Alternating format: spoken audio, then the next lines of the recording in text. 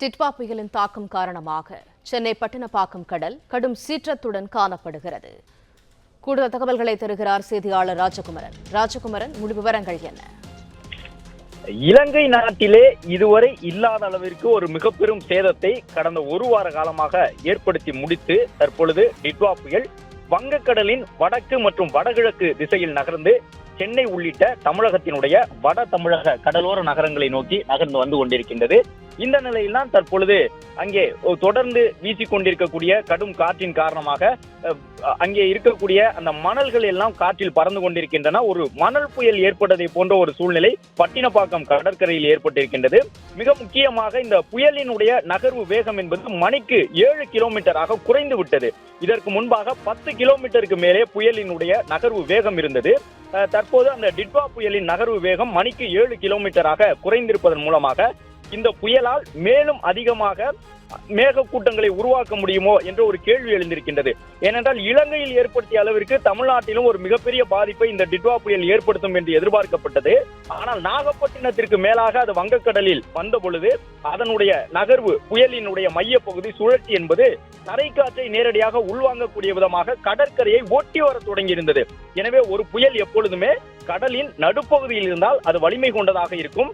கடற்கரையை ஒட்டி வரும் பொழுது நிலத்தில் இருக்கக்கூடிய உலர்காற்று புயலினுடைய மைய பகுதியை நேரடியாக சென்றடைவதால் அந்த புயலால் அதிகப்படியான ஈரப்பதத்தை உருவாக்க முடியாது. ஈரப்பதம் அதிகம் இருந்தால்தான் மேகக்கூட்டத்தை உருவாக்க முடியும். மேகக்கூட்டத்தின் மூலமாகத்தான் ஒரு புயல் தன்னுடைய மைய கண் பகுதியிலிருந்து கிட்டத்தட்ட ஒரு 100 கிலோமீட்டர் சுற்றளவிற்கு தன்னை சுற்றிலும் மேகக்கூட்டத்தை அனுப்பி மழையை பொழிய வைக்க முடியும்.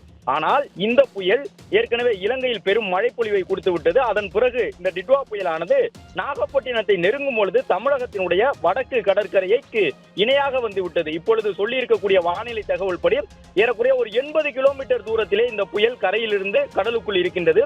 இன்னும் சொல்ல போனால் 30 கிலோமீட்டராக அதனுடைய அந்த தூரம் குறைந்து விடக்கூடும். கிட்டத்தட்ட சென்னைக்கெல்லாம் வரும்பொழுது சென்னையிலிருந்து 30 கிலோமீட்டர் தூரத்தில் கடலுக்குள் அந்த புயல் சின்னம் இருக்கும் என்று சொல்லி இருக்கின்றார்கள். எனவே புயலினுடைய அந்த தாக்கம் கணிசமாக பெரிய அளவில் இருக்காது என்று சொல்லப்பட்டிருந்தது. மழை பொழிவோ காற்றினுடைய வேகமோ எதிர்பார்த்த அளவிற்கு இந்த டிட்வா புயலால் தமிழ்நாட்டிற்குள் கொண்டு வர முடியாது என்று சொல்லியிருந்தார்கள். ஆனாலும் மற்றொரு பக்கம் புயலினுடைய நகர்வு வேகம் குறைந்திருப்பதன் மூலமாக இது மேலும் வலுப்படுவதற்கான வாய்ப்பு இருப்பதையும் தனியார் வானிலை ஆர்வலர்கள் சொல்லிக் கொண்டிருக்கின்றார்கள்.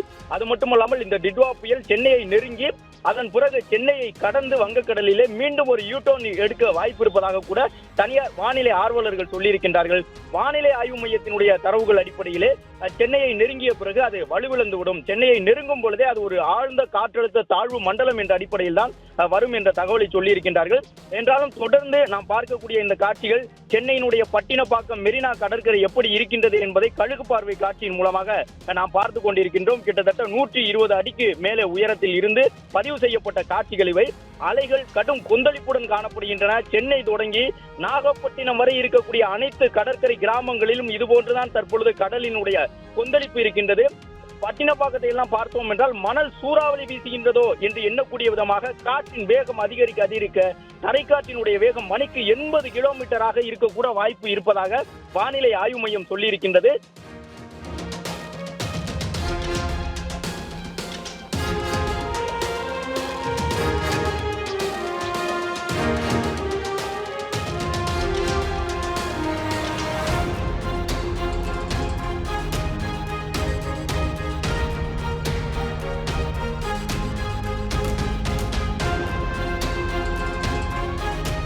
பிளே ஸ்டோர் மற்றும் ஆப் ஸ்டோரில் இருந்து பாலிமர் செயலியை QR கோடு மூலம் பதிவிறக்கம் செய்யுங்கள்.